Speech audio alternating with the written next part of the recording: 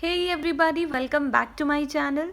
So let's begin with the next topic of our NCERT Geography series, India's climate. देखो जो India का climate है that is monsoon type of climate. Normally the word monsoon is related with the rain.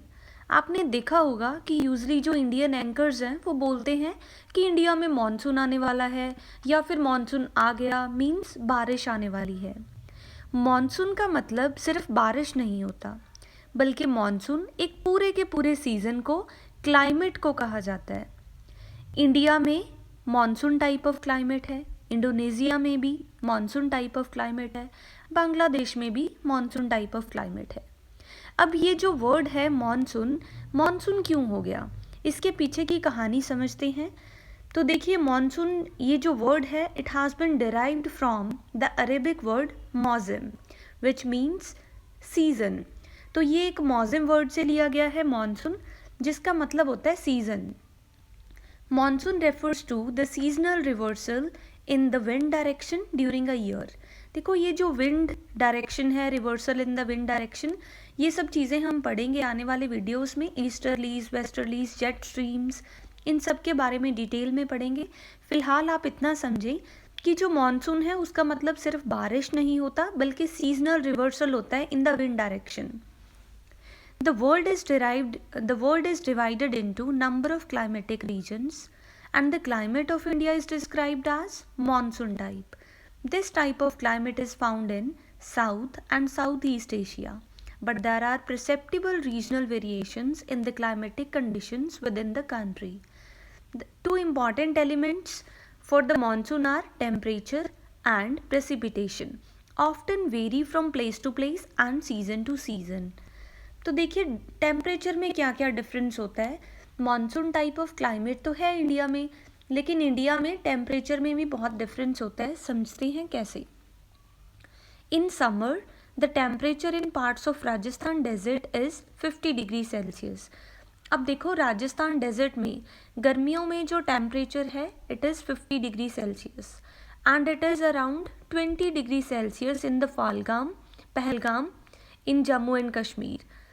On a winter night, temperature at Daras in Jammu and Kashmir may less than -45 degrees Celsius and at Tiruvananthapuram it may be 22 degrees Celsius. तो आप देख सकते हैं कि कितनी variations हैं. राजस्थान में 50 degree Celsius है तो पहलगाम में 20 डिग्री सेल्सियस है.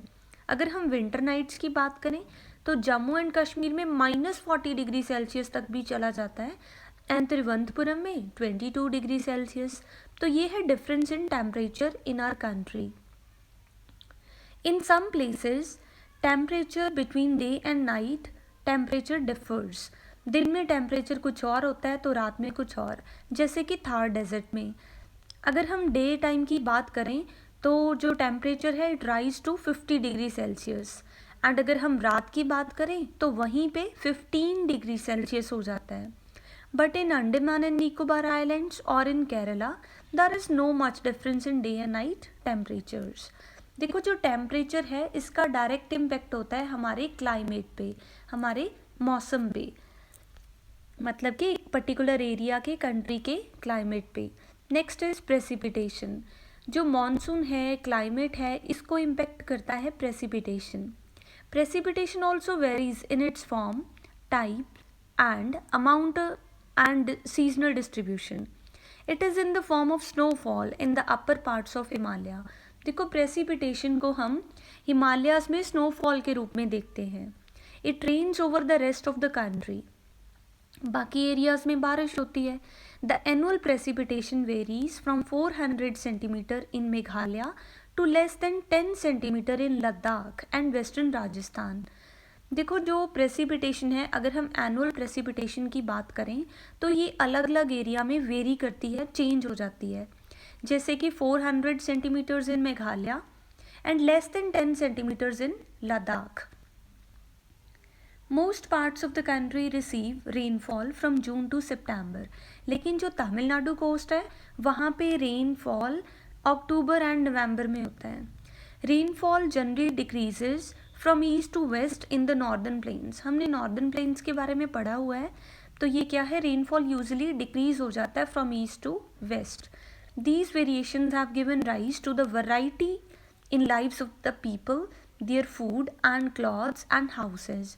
अब देखो, जहाँ रेनफॉल ज़्यादा होगा तो लोगों को वैसे घर बना के रहना पड़ेगा, वैसा ही फूड एंड क्लॉथ्स चाहिए होंगे. तो चीज़ें वेरी करती हैं depending upon the rainfall precipitation. Next factor है वेजिटेशन. देखो, जो वेजिटेशन है किसी भी एरिया का फ्लोरा फौना, उस सब को हम वेजिटेशन बोलते हैं. Vegetation can affect both temperature and precipitation patterns in an area. तो इसको हम थोड़ा समझते हैं मैप की हेल्प से. अगर हम डिवाइड करें पूरे अर्थ को तो डिफरेंट लेटीट्यूड्स एंड लॉन्गिट्यूड्स में डिवाइड किया गया है. ये सब इमेजिनरी लाइंस होती हैं. अगर हम मिडल लाइन देखें, this is called equator on the 0 degree and उसके ऊपर है ट्रॉपिक ऑफ कैंसर एंड नीचे है ट्रॉपिक ऑफ कैप्रिकॉर्न. ये सारे फैक्टर्स हैं, ये सारे लेटीट्यूड्स, एल्टीट्यूड, ये सब चीज़ें इम्पेक्ट करती हैं किसी भी एरिया के क्लाइमेट को. तो देखते हैं कौन कौन से मेजर फैक्टर्स हैं जो क्लाइमेट को अफेक्ट करते हैं. So these factors can be divided on the 2 bases. One is related to location and second is related to pressure and wind. किसी भी एरिया की क्या लोकेशन है उस पर डिपेंड करेगा उस एरिया का क्लाइमेट. तो लोकेशन के बेसिस पे हम फर्दर डिवाइड कर देते हैं लैटिट्यूड पे, altitude, relief features, distance from sea, Himalayan mountains and distribution of land and water. ये सारे फैक्टर्स किसी भी एरिया के क्लाइमेट को इम्पेक्ट करते हैं. इन सारे फैक्टर्स को हम डिटेल में 1 by 1 डिस्कस करेंगे.